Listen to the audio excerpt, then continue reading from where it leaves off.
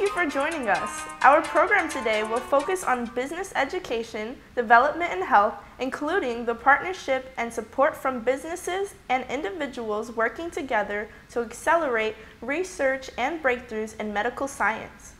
Our guest today is Thomas Ross, the president of the Palm Beach Business Group, and he'll update us on these essential subjects following these messages. The mission of the Life Extension Foundation is to support scientific research and to gather and disseminate information related to the delay and eventual elimination of disease, aging, and premature death. The foundation is careful to commit its research dollars to projects that are difficult or impossible to fund with government dollars, institutional grants, or through other funding sources. It is essential to make anti-aging research a priority today to prevent a healthcare catastrophe caused by aging baby boomers overwhelming our healthcare systems. Education is the first step. Education is what the nonprofit Life Extension Foundation has been doing for decades. Established over 37 years ago, the foundation has provided $200 million in funding to biomedical research projects across the country. With your help and support, we will achieve this goal.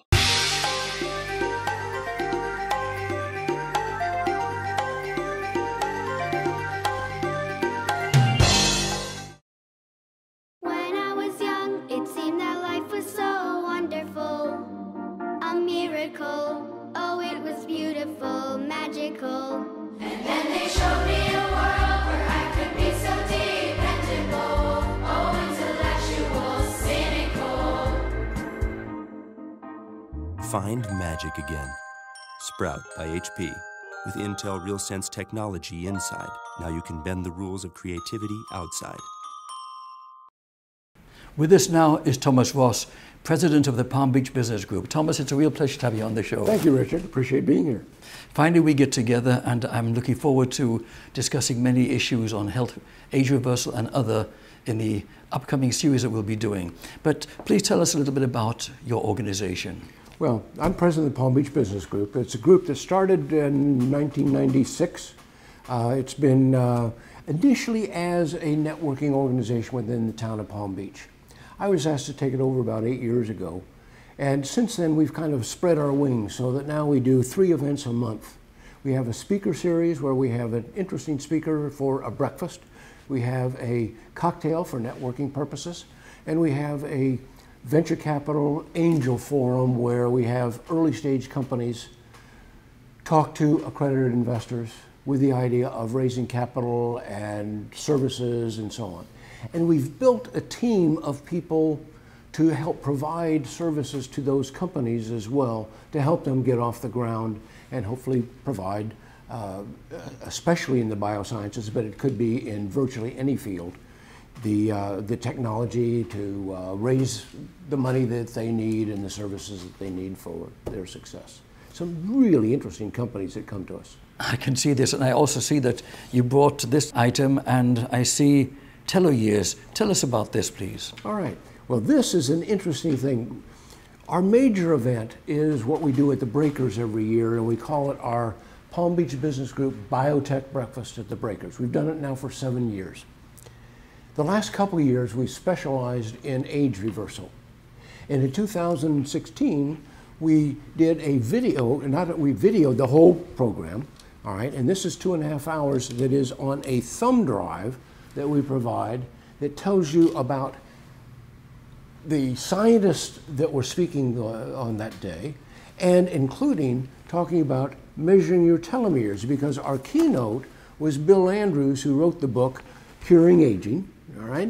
And Bill is part of the Nobel team that got the Nobel Prize in 2009, and that group has now come out with teloyears, where teloyears takes a sample blood test, send it in, and about 3 or 4 weeks later, you get a beautiful report that reports on how old you are according to the measurement of your telomeres at the end of your chromosomes as compared to your chronological age. Let me explain what I mean.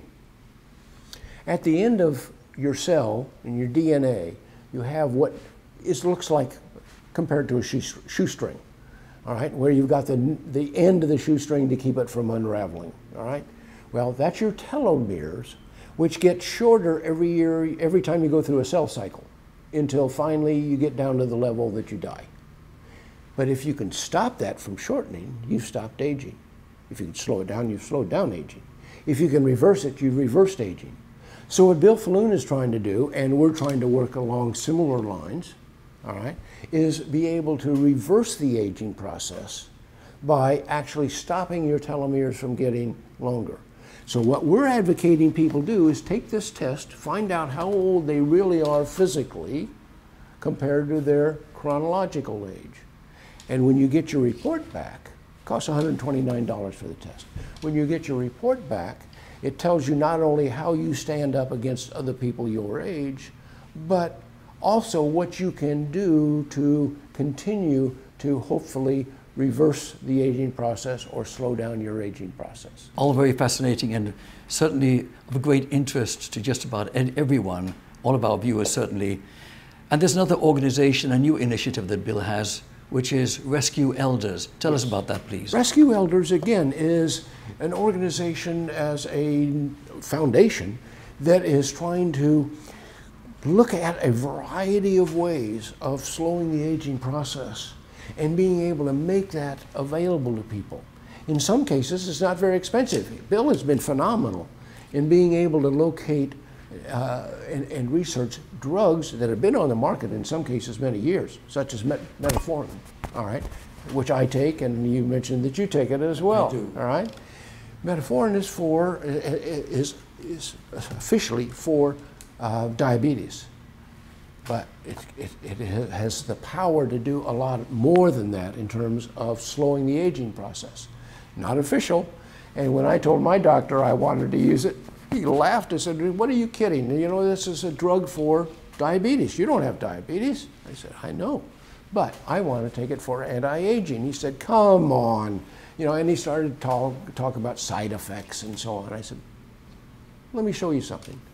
I then sent him 216 clinical tests showing that metformin actually helps in slowing the aging process, not just for diabetes. He was blown away.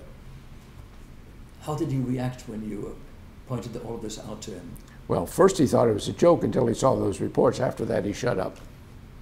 So medical doctors just don't know everything yet, do they? Unfortunately not. And there are other drugs, and Bill does a beautiful job of bringing those to the forefront of some of the other drugs that are inexpensive relatively and are available for other purposes that they're officially allowed for, but they have auxiliary purposes, shall we say, in terms of anti-aging. And we're advocates of people being aware of those, whether they want to use them or not, obviously, it's up to them. I understand one of your speakers was David Gilmour. Tell us about this gentleman. David is a fascinating guy, and this is his recent book on startups. David's in his 80s, still starting up companies. Has one now in the health area where they're actually bringing ginger and turmeric from Fiji. He also has a fabulous resort on Fiji and has done a tremendous amount of work in the education and with schools and so on in Fiji. He's the one who started Fiji Water, all right? So everybody knows Fiji Water. They may not know David Gilmour. David's the kind of guy that sits in the background, but he's a fabulous individual, and I hope he'll be working with us on our next series that we'll be doing in February on age reversal. He's a good example of it himself. All very exciting. Tell us about some of your other VIP guests. Well, also in the age reversal, our keynote this year was Michael Rosen. Michael is the guy who is the head of wellness for the Cleveland Clinic, very well known down here and of course in Cleveland, and a strong advocate of wellness and anti-aging type of opportunities, such as whether it be exercise, diet, etc. He's the one who writes all the books with Mehmet Oz. So in fact, Mehmet is the one who originally introduced me to Michael, and Michael, when we were working on what was meant to be a $400 million early stage biomedical fund, before the market fell apart in 2009, he was on my science advisory board. Terrific guy, and he was my keynote for this year. And if you go on our website for the Palm Beach Business Group, you can hear his whole presentation, as well as the presentation of the other scientists that participated this year. Hopefully we'll have them on this type of a thumb drive by the time we come out with our next event, which will be February 23rd. And we would like to cover that for ABC TV 25 and of course broadcast it nationwide as well, not just on your website, and enhance and complement the message that you're presenting. Thank you, that would be terrific. I'd be all in favor. Tom, I'd like us to take a pause for these commercial messages. We'll be right back. Human age reversal. We may be there already. Human studies are now ready to begin to confirm meaningful reversal of pathological aging processes. These clinical trials aim to alter older humans so that they function as much younger individuals. Even modest success will result in a paradigm shift that will impart enormous societal benefits, such as sparing Medicare from insolvency. Life extension is not standing idle while 5,000 Americans die each day from age-related illnesses. Joining us are physician scientists who want to hurry up these technologies to keep people from aging to death. While life extension is pushing these projects forward, we need financial help to ensure these studies are carried through to fruition. You can support this research by making a tax-deductible donation to Life Extension Society. All donations will be used to fund age reversal research. Join us on this essential mission. We're back with Tom Ross. Tom, please tell us a little bit more about other causes you're involved with. Before I do, Richard, let me tell you a little bit about some of the other speakers we've had. Chris Farrell, for example, from Judicial Watch. You've interviewed Tom Fenton. All right, Tom is the president of Judicial Watch. They do a terrific job. Yeah, we had the pleasure of interviewing Tom in his offices and Chris as well. Yes. We've also had Dave Ehrenberg, the Palm Beach County State Attorney, who's doing a terrific job in terms of the opioid crisis, which our county unfortunately is a hotbed of, I'm afraid. Dave is a Democrat, so we're on both sides of the aisle. I would say most of our members are probably Republicans, but that's just because we're based in Palm Beach and it's more Republican than Democrat. Yeah, well, many outstanding people, and of course Dave Ehrenberg himself is really an inspiration, very outstanding gentleman. I've had him on the show twice, in fact. Absolutely. We've also had Alex Sink, who ran against the governor as a Democrat for governor. So we've had both sides of the aisle, as they say. We try to get speakers that are of interest. For example, last week we had Andrew Schneider, who is the founder of Family Office Network. Family Office Network has family offices that they are associated with all over the world. So that one of the things that I want to be able to do with the companies that we try to help raise capital for is to be able to distribute through family offices, because they get interested in philanthropy, they get interested in backing particular objectives, they get interested in early stage companies that venture capital companies wouldn't be able to look at, hedge funds would be too big for, and so on. So we feel that we can help our companies raise the capital that they need through family offices as a vehicle. Now, personally, I happen to have lived overseas 18 years, and a lot of that time was in the Middle East. I was in Iran when the Shah was overthrown, for example. And I was married to a Lebanese. She spoke 7 languages, a Lebanese Christian. We happened to be out of Iran when the Shah was overthrown, so we missed Argo, thank God. You missed Argo. Please explain to our audience what you mean by that. The film Argo. Many people remember the film Argo. I saw it. The guys that were, when the embassy was taken over, a certain number of American embassy employees actually hid with the Canadian ambassador. And through a very extensive system, they managed to escape from Iran before the settlement, shall we say, when Reagan took over. So we happened to, fortunately, miss that because we happened to be in Poland at the time.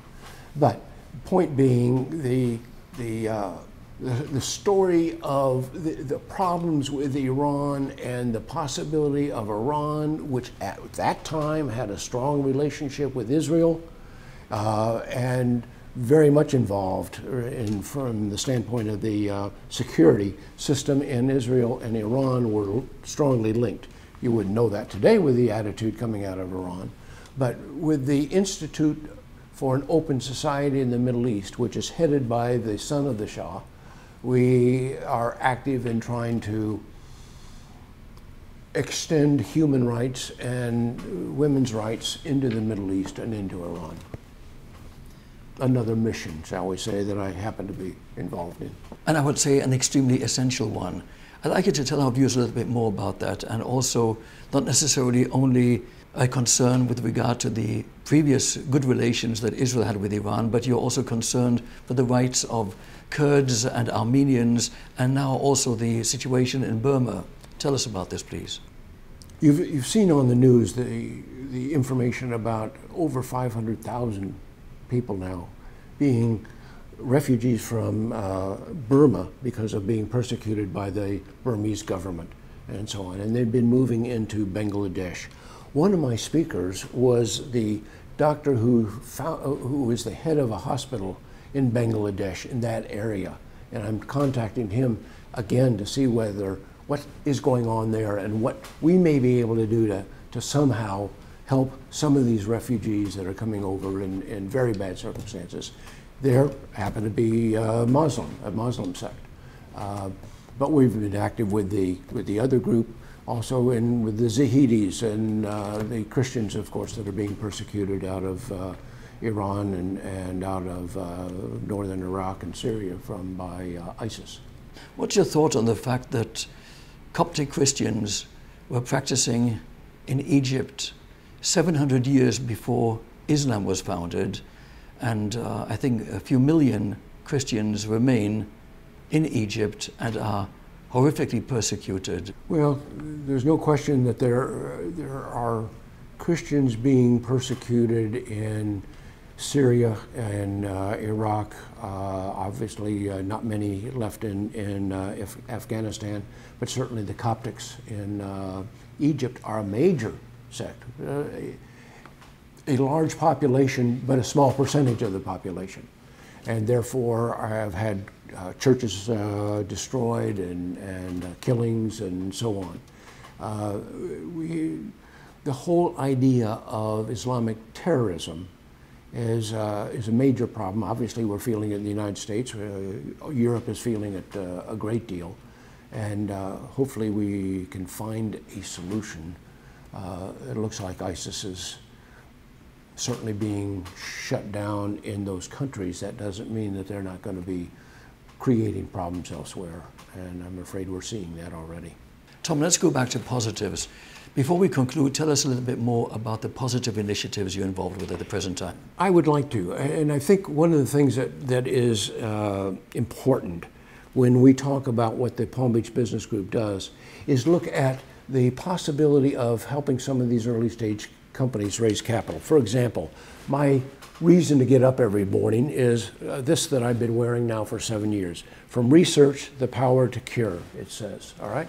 And what I'm talking about is such as Bill Falloon is doing with the research not only in anti-aging, but in other medical areas. Example, one of the companies that I founded and my science advisor originally was a gentleman who was at the age 13 wrote his thesis on 8-dimensional mathematics. At 15 he was teaching with Einstein at Princeton in mathematics, then went into medicine and developed an immune stimulator using plants. So we're using two common weeds predominantly, where we use the plant mitogen, a derivative, to treat cancer. And our animal studies had a 95% cure rate on 3 different types of cancers using a pill made from plant mitogens that are common weeds, all right? Now we're talking about an immunotherapy, which if you look at immunotherapies and the cost of immunotherapies being done by Big Pharma, you'll find that they are in the $50,000 to $100,000 category for a treatment. We're talking about something that could be very inexpensive as a nutraceutical. We can't say it's a drug, or we'd have all sorts of legal problems. But as a nutraceutical that appears to be just as effective as an immune stimulator. Oh, your cancer went away. What a good coincidence. The name of the prodigy you're referring to is James Lipton. Tell us more. James was obviously a child prodigy when he was 13, writing his thesis on why the world is 8-dimensional, not 4-dimensional. He was the first guy that said so. He was teaching with Einstein at Princeton. At the same time, many of you have seen the movie A Beautiful Mind with Nash, all right? He was there at the same time.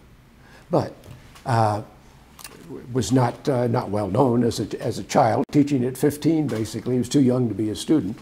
When Einstein died, he didn't get along with Oppenheimer, so he went into medicine.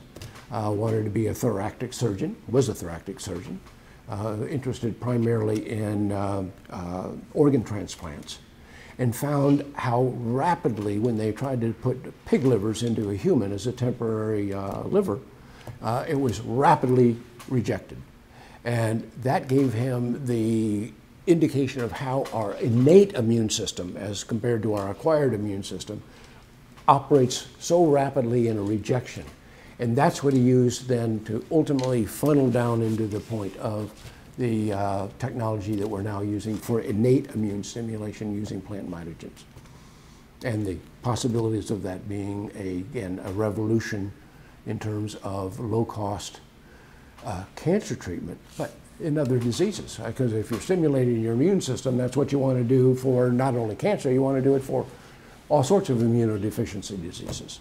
So that's one of our other goals. This is really very provocative and fascinating, and brings to mind that Bill wrote a book called Pharmocracy. Is it not possible for nutraceuticals to be more broadly accepted to complement what Big Pharma is doing in developing very expensive processes in their research, and perhaps the best of both worlds? Well, we certainly think so.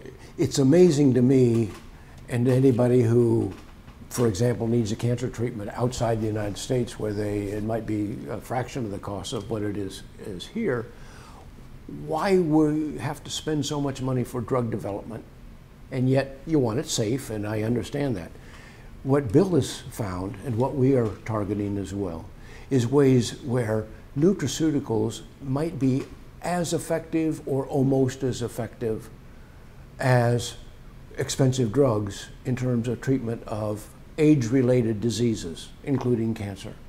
And if so, and we can find some either drugs such as metformin and other drugs that can be operative at a low cost, instead of the highly expensive new developments being done by Big Pharma, can we bring down the cost of medicine? Everything that we're doing in terms of these biomedical companies that we're helping raise capital for, the first criteria has to be that the objective is reducing the cost of medicine.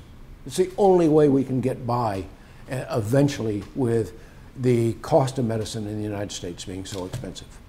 And that includes also lower cost types of devices as well as drugs. Well, I understand that one of the goals of this new organization, Rescue Elders, is to bring these topics and opportunities and essential options to light.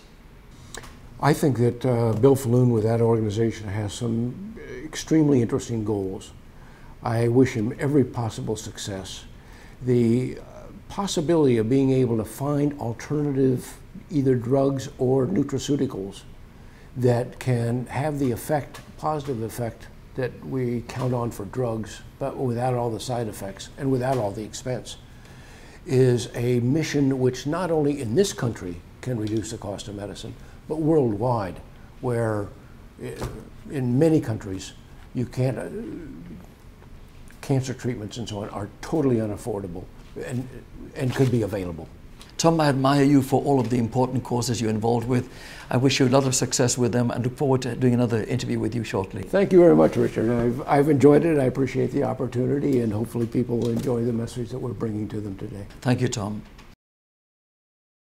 Life Extension is currently funding $10 million a year in research on significantly extending a healthy human lifespan.